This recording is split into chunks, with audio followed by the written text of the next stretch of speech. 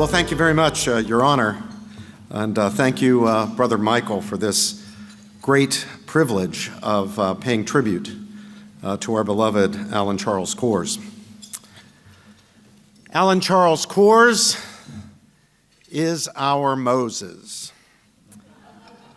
For 40 years, more than 40 years, we've been wandering in the desert, trying to make our way to the promised land, a land of free inquiry, truth-seeking scholarship, and non-indoctrinating teaching.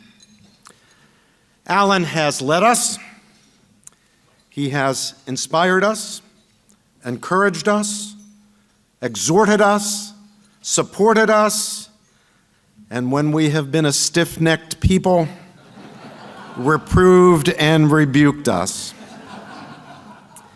He has led and inspired us by example as well as by precept. Was there ever a more truly independent thinker, a more determined truth seeker, a bolder or more courageous truth speaker, a more dedicated and honest teacher? Certainly not in our time. These virtues are rare in the best of times, and these are not the best of times.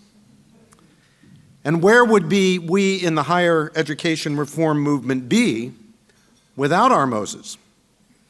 Although we have not yet made our way to the promised land, without Alan's work and witness, without his willingness to sacrifice and even make himself an object of anger and animosity, we would likely not be making our way at all.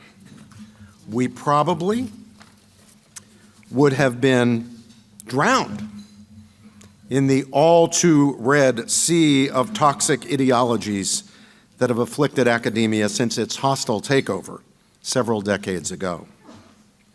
Now, no one in this room this evening needs reminding that those ideologies are more toxic today than they ever have been.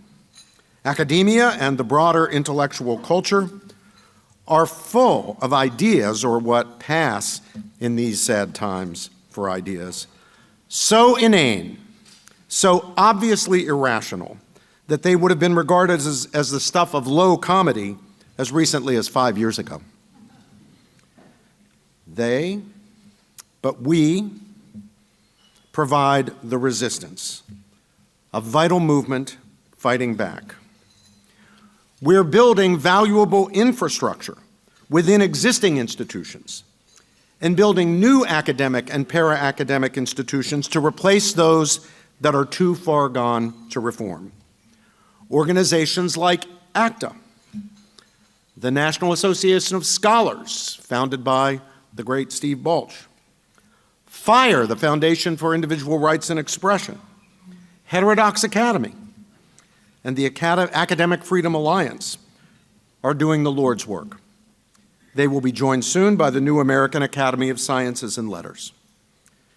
Programs and institutes and whole schools dedicated to academic freedom, to academic integrity, to academic excellence are springing up all over the country at institutions large and small, state and private, religiously affiliated and non-sectarian.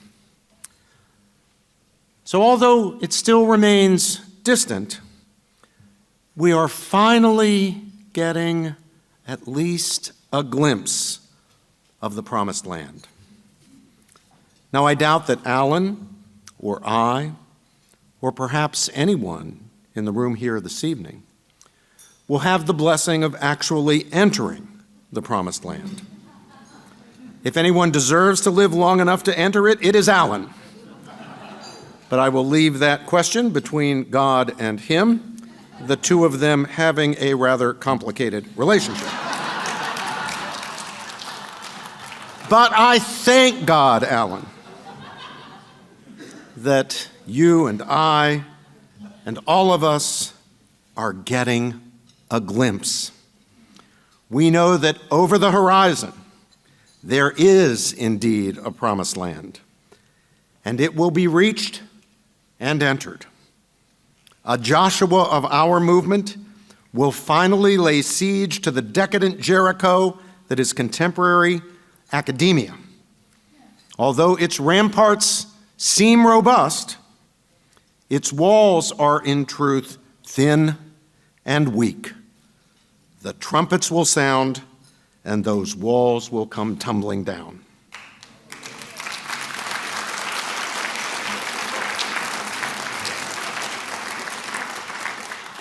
And when, my friends, our intellectual descendants enter that land flowing with the milk of intellectual freedom and the honey of scholarly excellence and academic integrity, they will shout and sing of Alan Charles Coors, the visionary, tenacious Moses who led his people through the grimmest of deserts, never abandoning faith in the highest intellectual standards and the noblest moral ideals, never giving up hope, even when our little band of reformers seemed weakest and most vulnerable.